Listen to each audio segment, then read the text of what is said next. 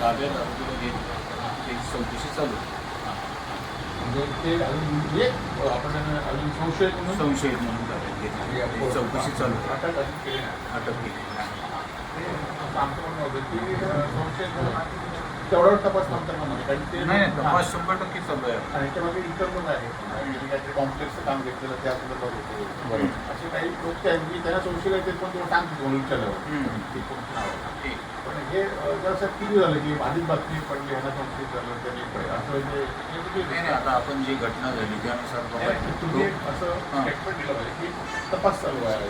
तसेच म्हणतोय ना आम्ही तपास संशयित त्याला ताब्यात घेतलं.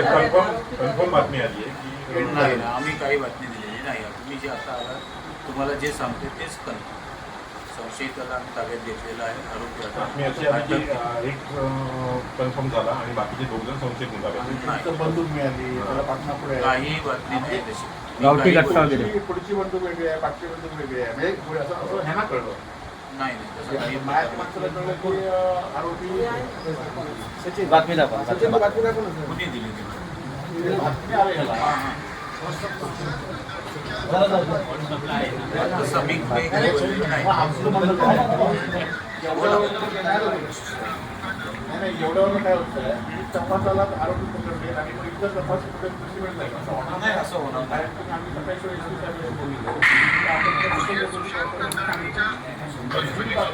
आल्यानंतर खरं आरोपी पकडले की आरोपी आहे कोणी आरोपी आहे तर ते बातमी झालं. संशयित आरोपी जे आहे संशयित जो आहे त्याची चौकशी चालू आहे. जोपर्यंत आरोपी अटक होत नाही तोपर्यंत त्याला आरोपी म्हणू शकतो.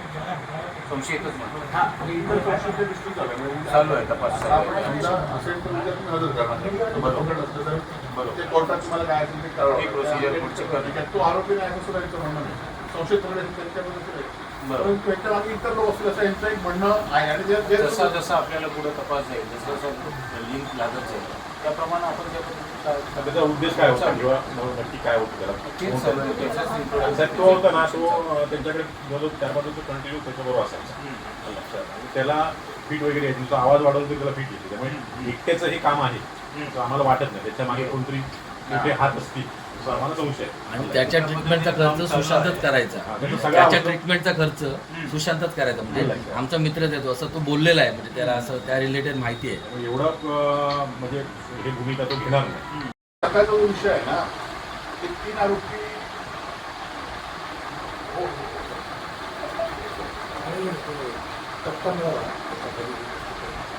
अजून काही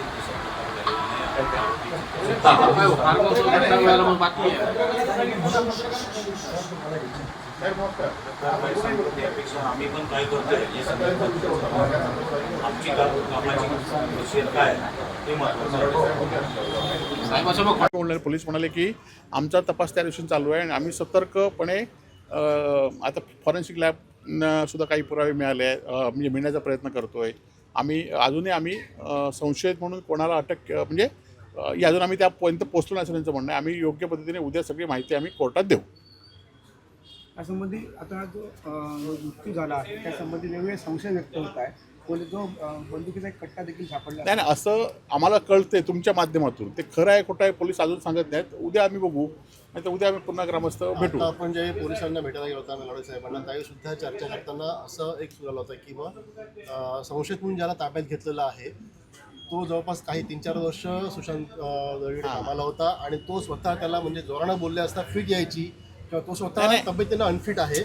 असं आता कोणी